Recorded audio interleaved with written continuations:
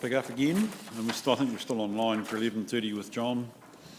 Trudy, if you want to give him that text. Okay. G'day. Procurement. You've been waiting around, thank you. No worries. Your hands, Nigel.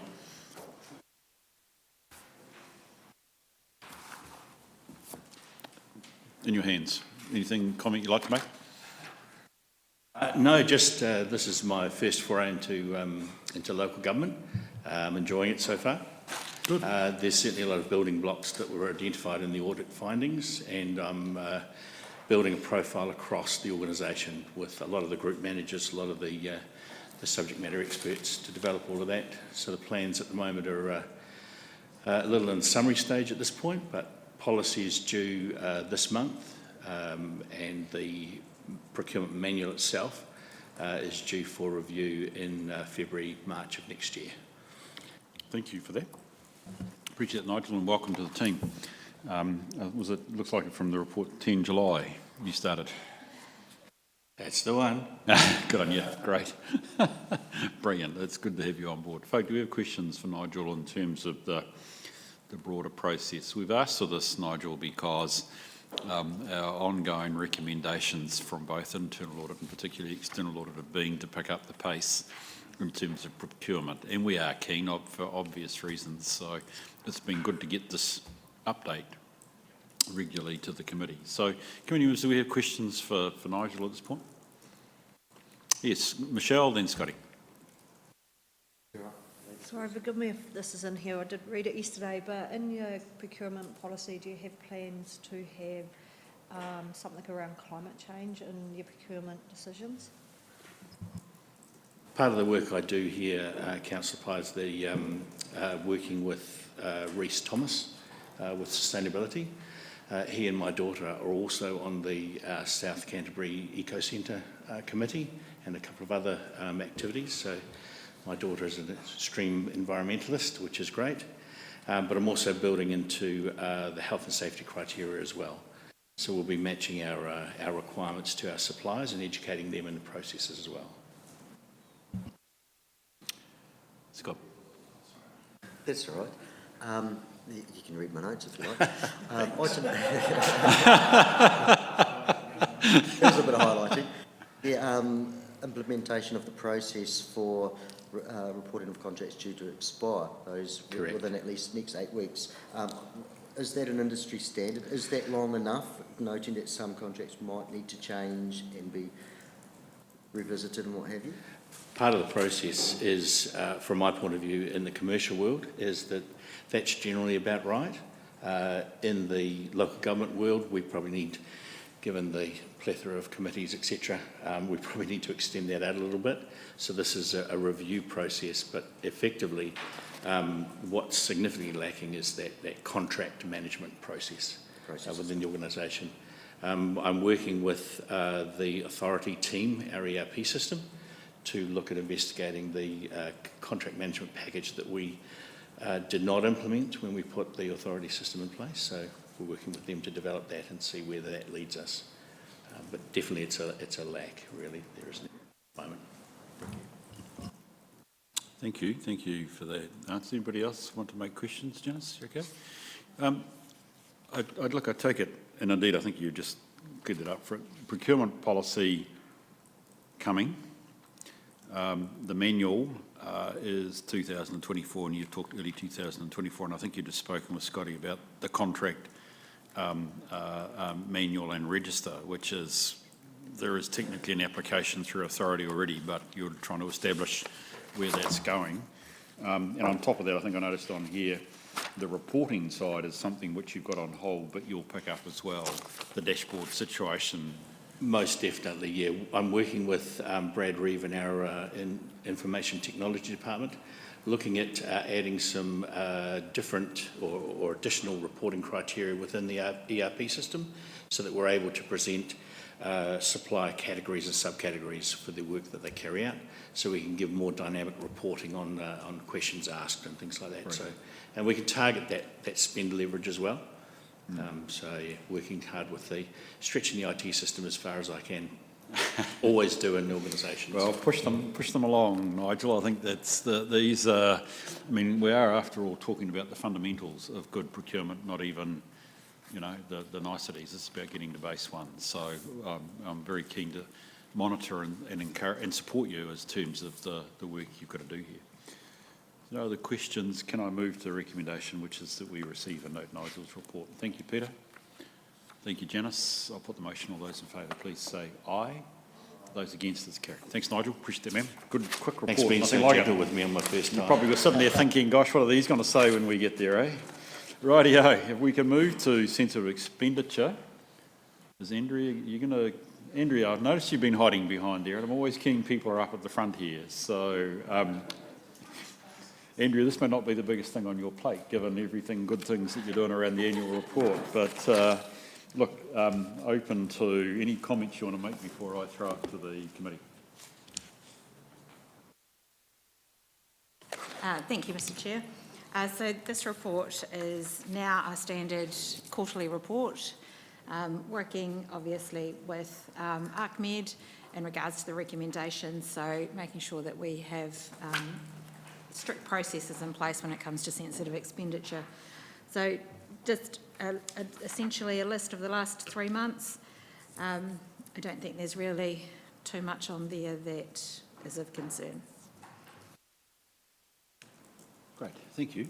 Right, is there questions? And I mean, our role, as I've probably mentioned to most committees when we do this, is it's about the reasonableness. That's why I focused on the appropriateness and the sensitive expenditure report. So it's a sense to actually, have we got our bearings right? Does this all make sense to you? Any comments folk would like to make?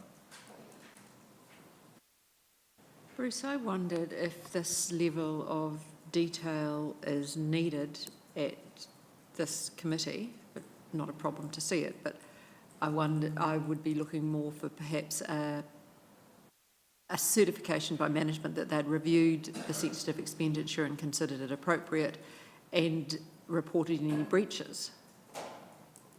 But if this is a simpler way of doing it and we just review it, then that's fine. I would probably like both, actually. I like your idea of there being an assertion that there has been no breach. My assumption is that it's here because there is no breach, but actually to have the positive statement would actually be reasonably useful. I do think it is important that actually we, as a public sector organisation, get the chance just to review it, but it can only be for appropriateness, because I assume this has all come here because it has gone through appropriate controls. So it's really that retrospective look more than anything else. Any other questions or comments from folk?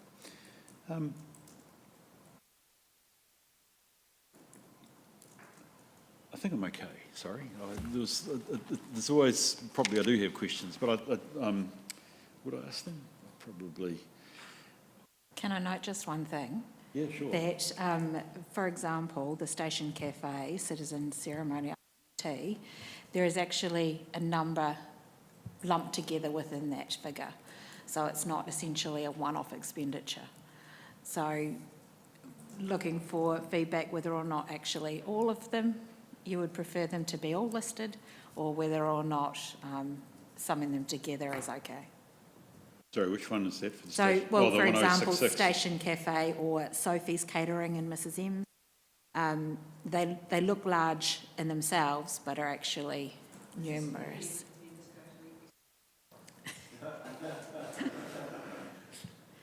No. I think what's reasonably important to me, and I mean, thank you for that. That's actually really helpful stuff, because I mean, your eye's naturally attracted to where the larger numbers are, and so I'm trying to match that with actually what is the right-hand column, because that's the description of why we, it really should detail the business purpose for why we have committed this expenditure, and that's really all I'm interested. So the fact that actually this is multiple purchases rather than necessarily one is helpful, but equally the business purpose will stacks up B. Yeah, and on some of that, if it's like for citizenship ceremony, we get some money reimbursed as well. So it's not all just dispersed. Some comes from DIA, is it? DIA to Yeah. fund it. Yeah. Yeah. So some of that expenditure which relates to the citizenship portion gets reimbursed. Okay, and look, and it does reflect the nature of the community nature of a council in terms of events and the nature of it. So, you know, I mean, I think really just checking that. I don't sense anybody's particularly vexed by this. Take on board Janice's point, Andrea. Would be useful if there was a, shall we say, I think there isn't one here, a positive statement that actually all controls have worked. There is no exception. That would be helpful. I think it's useful we just spend 5 minutes. I don't propose any more on it, so that we would go to the recommendation that we receive and note the sensitive expenditure report. Do I have a mover and a seconder, please? Thank you, Nigel. Thank you, Peter. I'll put the motion. All those in favour, please say aye. Those that are against, it's carried. Okay, Ahmed, a really important report for me, believe it or not. I've taken some interest in this report. Perhaps that's a warning. If only because we're coming up to, on the 24th and the 31st, adopting our annual report. And the auditor will ask out of us for a letter of representation, which is signed not by me, but by Nigel and Bede.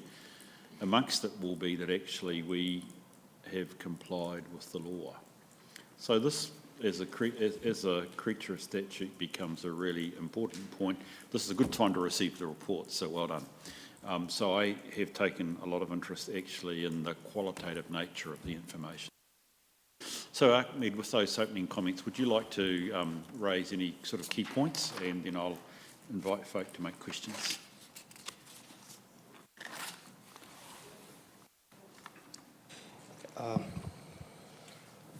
Legislative compliance are,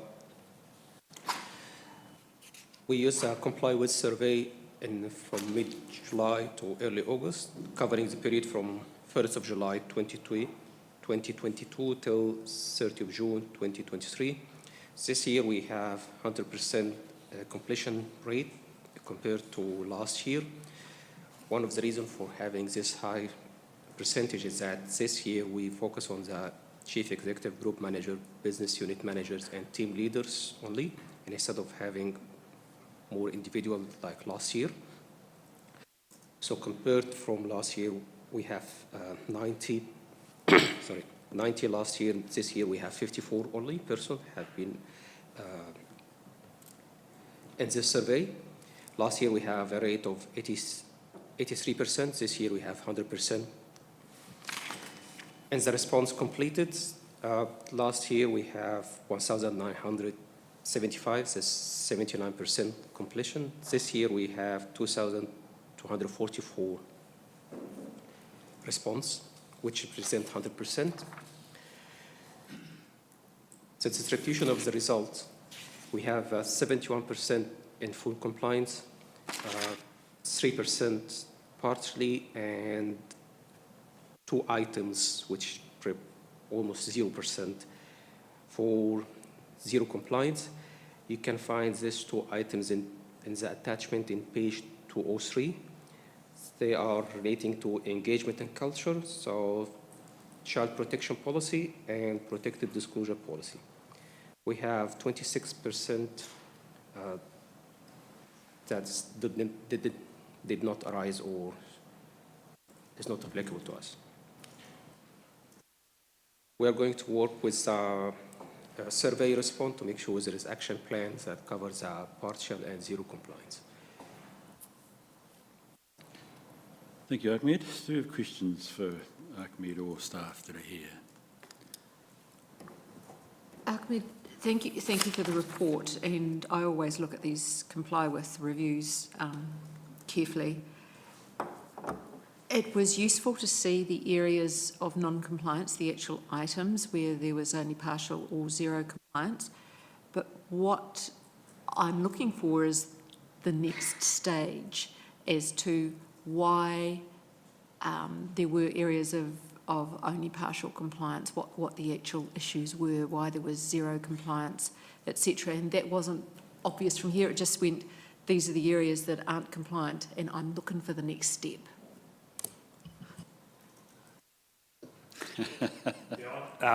So look, a number of those were areas where, through you, Mr Chair, where I answered. And in the comply with, you have an action plan.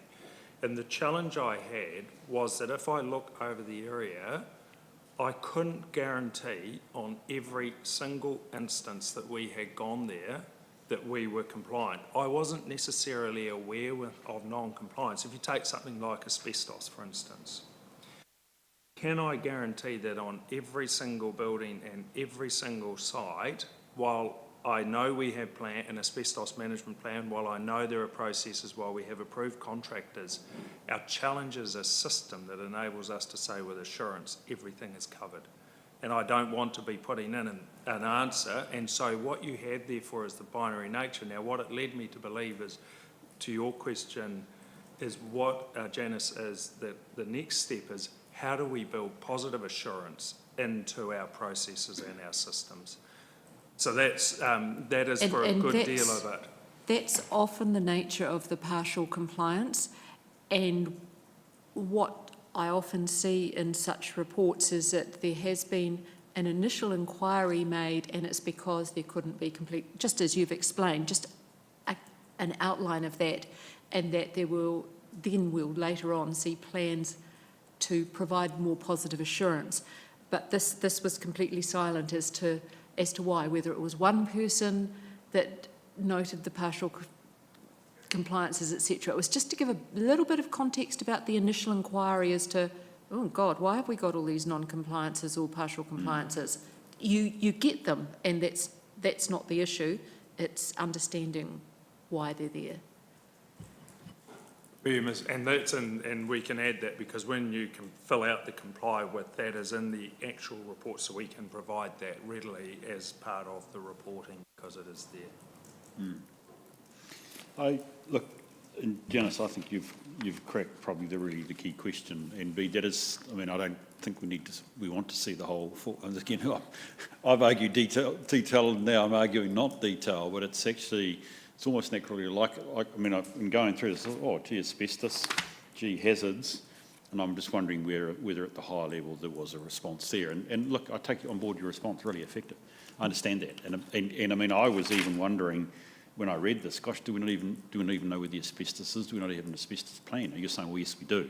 I hear your point. It's about its application that is the challenge. So that would be useful to have that sort of thing, because when I got over to things like the Local Government Act under infrastructure, where we said council must make sure its decisions using the correct processes, sections 15 to 76 Local Government Act, and I thought, gee, surely we, all things being equal, the answer must be yes, we are compliant, but we're saying only partial compliance. Now the question is that because we know we haven't complied in all cases, or is it just that we're uncertain? It's basically uncertain. More to the point, we don't have concrete evidence to say that we are complying. So we believe we are, but in an audit situation, you do have to have evidence, and that's what's lacking at the moment, is that documentation. Okay. Yes, Trudy. Through you, Mr Chair, the survey is as you say, quantitative. I think the work that the risk and assurance team can do is to do those checks to check that we are complying as well in the longer term with the various statutory requirements, because we also have to acknowledge that with the push of a button, someone could say we're not compliant when they made a mistake, because it's quite a lengthy survey as a user.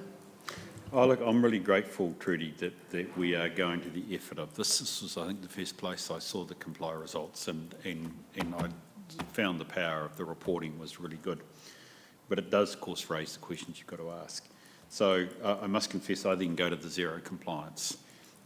And perhaps it's slightly ironic given the time we devoted to protected disclosures, but we're saying we have got zero compliance with the Protected Disclosure Act. That's what we're saying here. Yeah. Are we? Yeah. I thought we had it under control.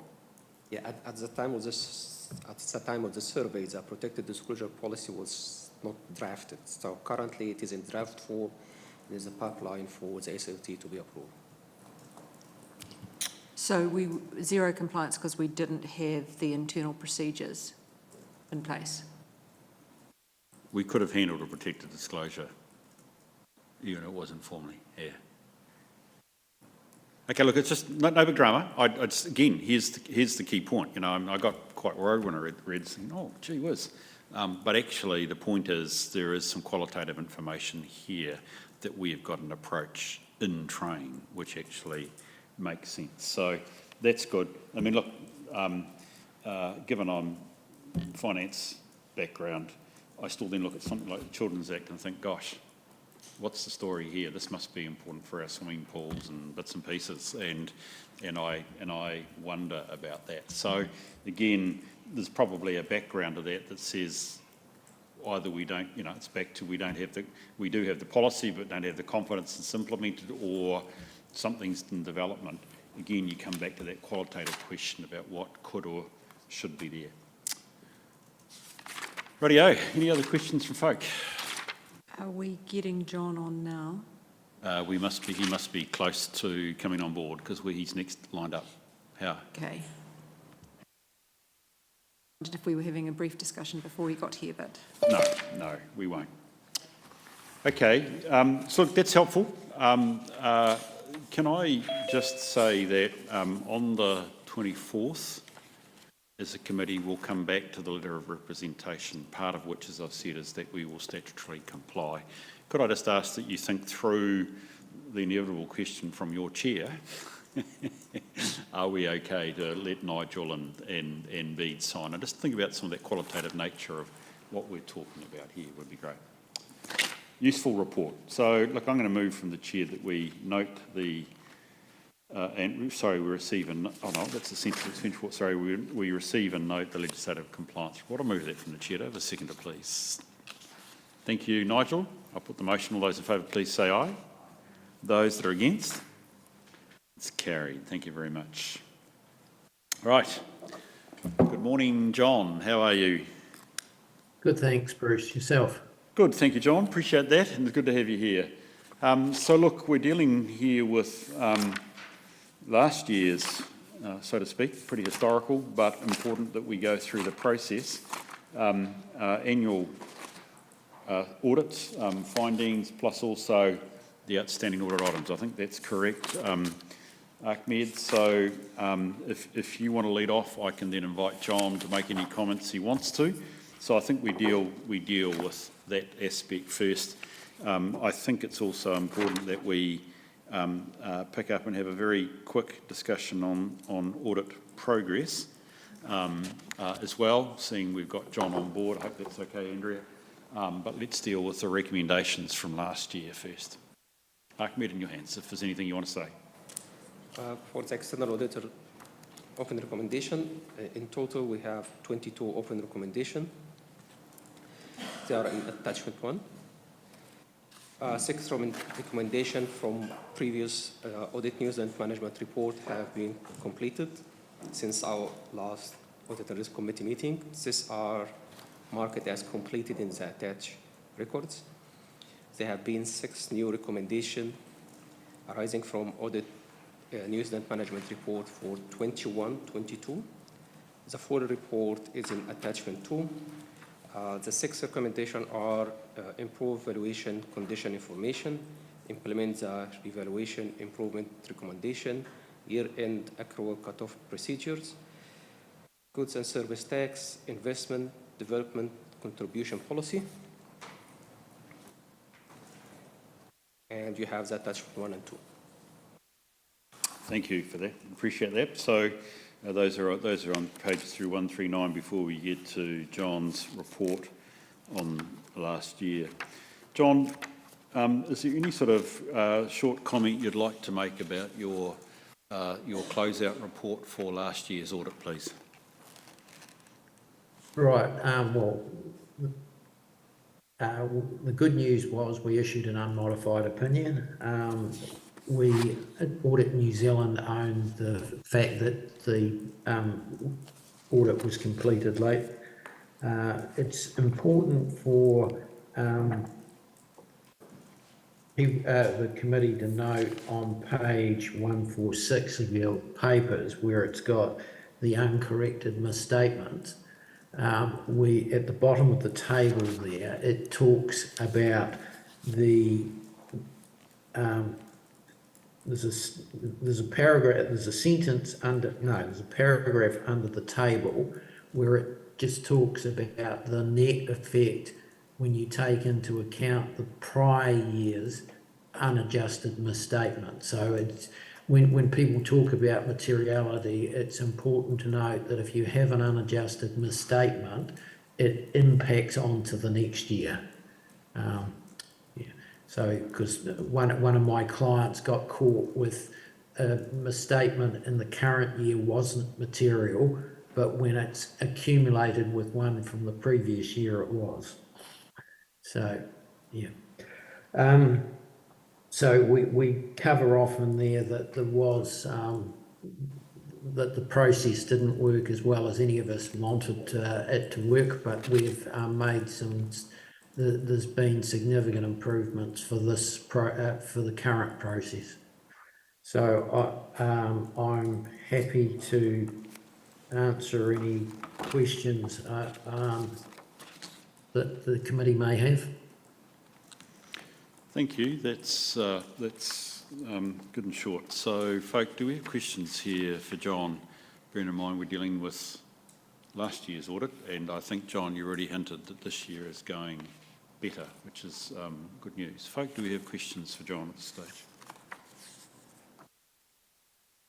No? It's all going to be accepted. Great. John, probably a couple of things. Firstly, thank you for the assurance that we can take from your work. I have, and I've got to find it now, sorry, read with interest some of your comments about, on page 150, the assessment of our controls. And I would note on page 157, paragraph 5.1, and I'm saying this as much to the benefit of the committee, we consider that a culture of honesty and ethical behaviour has been created. That's here in Timaru District. That's, as a chair, really important for me to read. There's also a comment under the public sector audit on the following page 158. There are no instances of any of the above items, and they tend to be performance, waste and probity. Items that came to our attention during the audit. And I happen to notice Nigel and Bede specifically said they looked at your expenditure. Given I signed it off, I'm quite glad that there was no problems there. So otherwise I could be for the high jump. So there are some important points here to take out of John's stuff, not just the positive assurance over the annual report, but actually about the way we're operating. I'd like us as a committee to recognise that. Firstly, thank you, Bede. A lot of that's down to what you're trying to create internally, but also Nigel, thank you, because of, a culture of honesty and ethical behaviour starts at council, not just with. So that's good that we have got that in place, and that's important context to then start to think about actually the nature of the recommendations. Look, the recommendations focus pretty much and strongly around particularly our annual report. Andrea, Trudy, Ahmed, is there any particular issues with these recommendations? We've got your response. It seems to be that actually they're accepted. We're just moving on those and we will follow those through the normal course, correct? Brilliant. John, there is one other point which obviously, if you're going to do it, it needs to be solved quickly, please.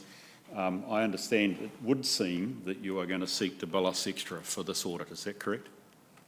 Correct. Okay, well, I think that needs to be done very quick. If I can ask for that, please, John. I hear you talk about some of the challenges that you've had. So I would be expecting a pretty healthy reduction in your increase fee if that is going to be the case. It did, quite frankly, put us into significant strife to go late, and we've accepted your comments that it was, that you have taken it on the nose, and I agree.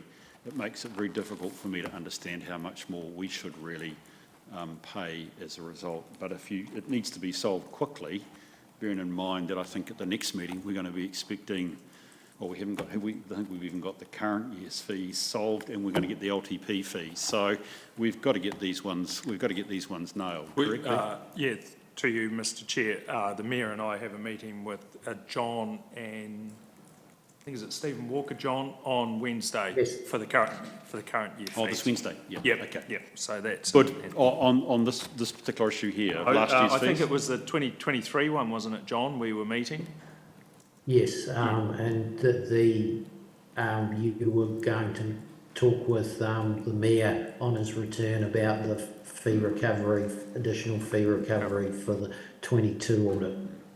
John, Correct. I think the critical thing here, if I can just leave it as an open, thank you for that, Bede, as an open comment, is I'm very thrilled to hear that even your short comment that things are going much better this year, but the relationship sours if we can't get the fee thing right. It destroys all goodwill. So we've got to nail this, and I've got to say we need to get this nailed. I'm looking at you, John, by the way, not at Nigel and Bede, particularly even given last year's audit, which is now 15 months away. You know, we still potentially have a difference in views over how much we should pay for the actual audit. We need to solve that.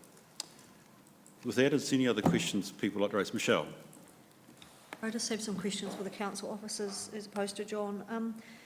Could you just remind me why we changed from SL to DV in depreciation? And I note that there's still some issues there with the depreciation of the assets, and what the plan is to get that sorted before we head into the long-term plan, please. You can comment on that, please. Yeah, look, on the reason for the change to straight line as opposed from diminishing value, a couple of reasons really. I think straight line better enables us to better map the life and the utility of the asset, and it also enables better management of the assets on the register, because there is a point at which the asset actually ceases to have value, whereas if you go to diminishing value, you've got something that's down at sort of $2.50, and it might have started out years and years ago way above that. So there's a couple of reasons, but primarily depreciation is really the consumption, there's a recognition of the consumption of the asset, and we believe that straight line better represents that consumption. Oh, look, I think I'd stand corrected by John, but I'd struggle to think of another local authority that uses DV. There was I think I said this to Bede earlier this morning, there was a contrarian view held by Timaru District many years ago over valuations and depreciation in particular. I fully support, from an economic perspective, the movement to straight line. And obviously that's had some challenges to implement that last year. I'm correct in saying, I mean, that was, I remember sitting around the table, that being spoken about. So I think we've got that one resolved, correct? Yeah, for this year. So sorry, and the second part of my question, which is, will we have this resolved as we head into the LTP? Yep. Report suggests there's further work to do. Yeah, on economic lives, yeah.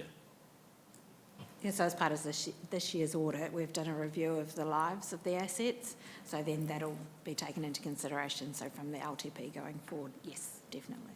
Yeah. Thanks, Michelle. Were there other questions? You're welcome to ask them.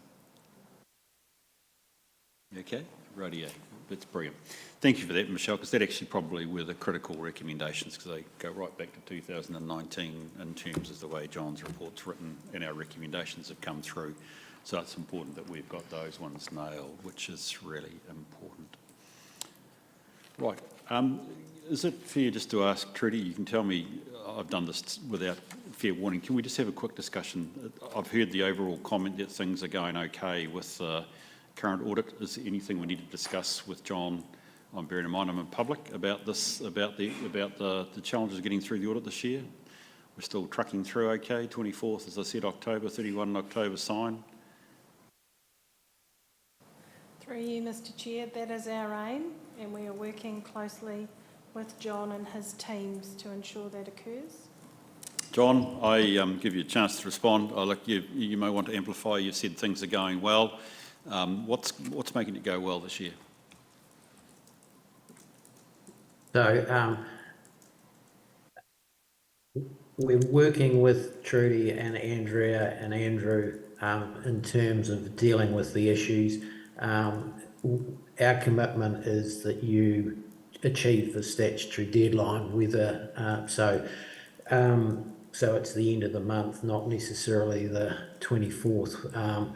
There are some challenges, and I've sent you through an updated email on those. So whether you want to discuss those in the open meeting, I'm not sure. Not at this stage, John. We can save that till later. I was keen we focus on the positive because it sounded like things were positive at this stage. So I think we can leave that there at this stage. Rightio. Can we just go to the recommendation then, please, which is that we, if we get this right, we receive and note the outstanding recommendations register update. And I think it should add to that, Jess, sorry. It's another one of these ones I should have got to you last night. And Audit New Zealand's report on the audit of the District Council for the year ended 30 June 2022. I'll move that. Do we have a seconder, please? Thank you, Nigel. I'll put the motion. All those in favour, please say aye. Those against? It's carried. Thank you very much. Now, if my sharing has gone right, we are actually nearly at the end of public. I've had no notice of urgent business or nature of minor matters. So that does mean that we do move to the motion to move into public excluded. I'll move from the chair for the reasons that are outlined that we do so. Do I have a seconder, please? Thank you, Nigel. I always like to pause. Is there any particular comment folk would like to make on what we're about to do? Happy that it all goes to public excluded. Any comments? There being none, I'll put it. All those in favour, please say aye. Those against? It's carried. Thank you. I thought actually, I know we've only just had a break, but I understand that we might have lunch